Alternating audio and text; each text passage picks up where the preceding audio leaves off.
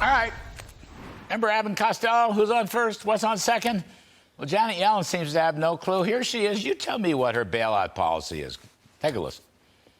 That means potentially intervening if a smaller bank experiences the kinds of difficulties we have seen that pose the risk of contagion. We have not considered or discussed anything having to do with blanket insurance or guarantees of all deposit. We took actions to protect all depositors at the two failed institutions, and they are tools we could use again. Certainly, we would be prepared to take additional actions if warranted.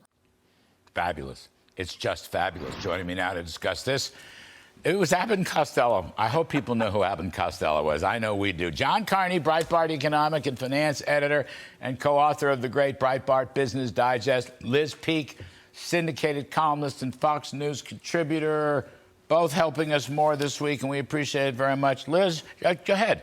Just tell me what she said. Who's on first and what's on second? Tuesday was yes, bailout. Wednesday was no bailout. Thursday was we're back to bailing out. Yeah. She must be exhausted, that woman.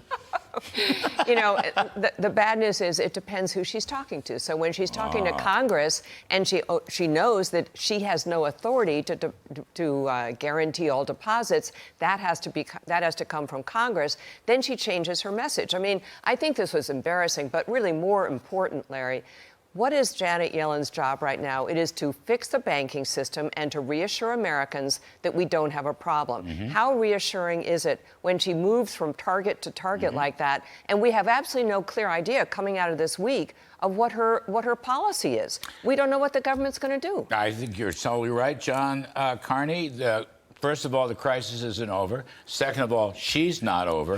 And third of all, I think the die is cast. In other words, if problems emerge, I mean, First Republic, for example, is still out there. The other bank that's in California, what's it called? PacWest. Yeah, that thing's still out there. What is our policy going to be? It sounds to me like we will bail out uninsured deposits and every other damn thing. What you think? I think that's absolutely right. We almost have to, because we're setting up the expectation. It looks very bad if you say, yeah, we bailed out Silicon Valley Bank, but you other guys, you're not going to get the bailout. Because then people will start trying to guess who gets a bailout, who doesn't. You have more banks fail because people flee when they say, uh-oh, I'm in the bank that doesn't get it.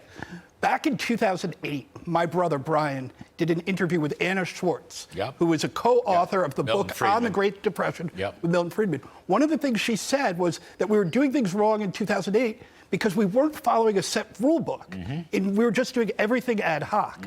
So, and if you do it like that, nobody knows the rules of the road. That creates more instability rather than less. You know, that is so. I just want to mention this. You are so right. John Taylor wrote a long piece about this, showing using the, I don't want to spend all night, but using the 2-year swap spread, which did not spike until it was like September, October of 2008, when then they let Lehman Brothers go down, they bought Fannie, they bought Freddie, they went to the insurance. In other words, the interventions by the regulators, which were not expected as much as anything, as much as the bad mortgage paper caused the crisis. Liz, I just want to get your take on this. Americans, I think, are very unhappy with this policy. Because I think they know they're going to pay for it. I mean, after all, nothing in life is for free. Somebody's got to finance the FDIC. Yeah, well, that's why Joe Biden and Janet Yellen have gone to great lengths to say this is not a taxpayer-funded bailout. And to some degree, that's true. The money's coming from the FDIC, which is funded by the banks. But hello, where does that come from? That comes from raising rates and basically increasing the charges the banks are charging people. So all of this hurts consumers. All of this hurts markets. Americans are getting poorer because of all the unsettled conditions in the stock market. None of this is good, and none of it had to happen. That's what really makes me crazy. Everybody was watching last year as interest rates went up. By the way, the sharpest rate of ascent in modern times. So that you would think that the regulators, Janet Yellen and that group that she heads, the financial organizers of our country, would have been watching to see what the impact was on the banks, and in particular in the tech sector, which it completely wiped out. So honestly, Larry, it's offensive that Janet Yellen acts now like she has a plan. She doesn't have a plan. We know she doesn't have a plan. But where was she? Where has she been during this period?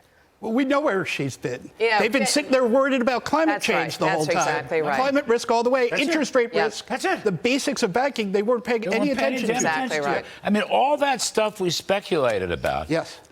You know, I'll give credit. Larry Summers said this.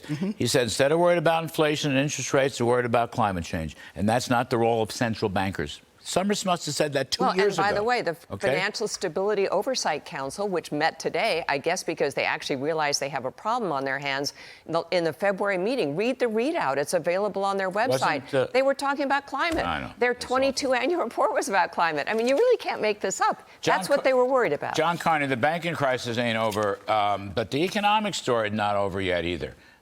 You've been writing about this. I just want to put on, we're going to just throw a bunch of indicators on the board. You're both very familiar with it. The Atlanta Fed is saying 3.2%. Now, that's a week old, that estimate, but we'll get new estimates coming up. But 3.2, call it 3% Q1, so that consumer employment nexus continues.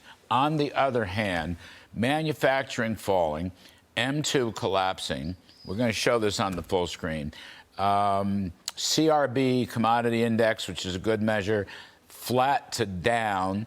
Index of leading indicators down a lot. Now, those are classic recession signals. You just wrote in Breitbart Business that the Fed itself is predicting contraction. Tell us about it. That's right. If you look at where the Fed thinks growth is You didn't going... think I'd get around to that, but I was just saving yours for the best. If you look at where the Fed thinks growth is going to be this year, full year, it's 0.4%, down a little bit from back in December. Well, guess what? We're growing at probably not 3.2, I think that, but let's say call it 2% right now.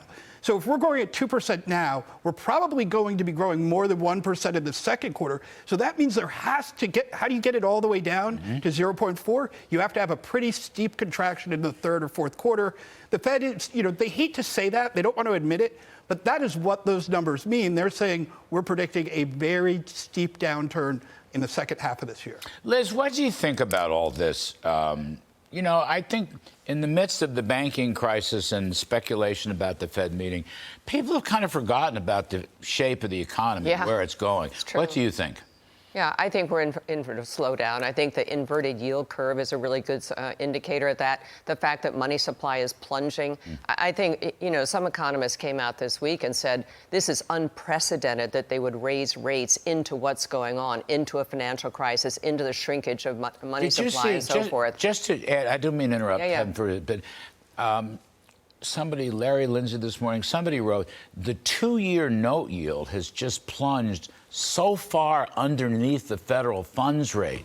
I mean, it's like its own little inverted yield curve right there inside. I mean, that's a nasty, bad combination. So my view, we're going to enter a slowdown. The political heat on Jay Powell is going to be scorching, and he's going to change the target by the end of the year. The inflation target. Absolutely. It is 2%. My guess is we'll start hearing, 3 is pretty reasonable, 3.2, 3.5, which is kind of what the Fed's expecting by the end of the year. They're not going to go to 2%. What do you think about that, John? I think that's a terrible idea. If they were to do it, I'm not saying they won't do it, but I think... You didn't say you favored it. Right. No, I don't, but I think that's what they'll do. But I can see where they can say, look, if we keep saying we're going to get to 2%, that means we have to keep raising. I mean, if you look at what's happening in March, the economy is still accelerating. I know. And it's so a very strange story. The S&P Global PMI today said the economy picked up in March, partly because of services doing so well. So if the Fed does back off of the 2% target, which they will feel pressure to, I think that's going to be a disaster. Because how do you trust the 3% target or the 4% target? Absolutely. This is where I came in professionally in the 1970s. We were always going to whip inflation now, but we never did. And then it just the peaks got higher and the troughs got higher. until a guy named Paul Volcker came in and just slayed the monster altogether, and we started from scratch, which I might add, with Reagan's tax cuts, gave us 3 decades of prosperity. You're not saying that's a good thing. You're just saying it's a kind of spineless thing they may have to do. Yeah, and Jay Powell has proven to be, I think, a very political animal. Yes. And I think that's what, look at already, Elizabeth Warren and a lot of senators are coming out and saying, oh, we can't raise rates anymore. This is harsh. This is going to lead to unemployment. Yes, that's what Jay Powell has said he wants to do. It's unacceptable for the Democratic Party trying to keep the Oval Office next year. Elizabeth Warren, the next Treasury Secretary, once Yellen gets run out of town? Oh, my gosh. I think she has been... That was a sick joke. Really? You would have a war between Treasury and the Fed. That's a sick joke. I don't know about that, John. We can talk. That's an interesting segment a good anyway. question. John Carney, Liz Peek, thank you.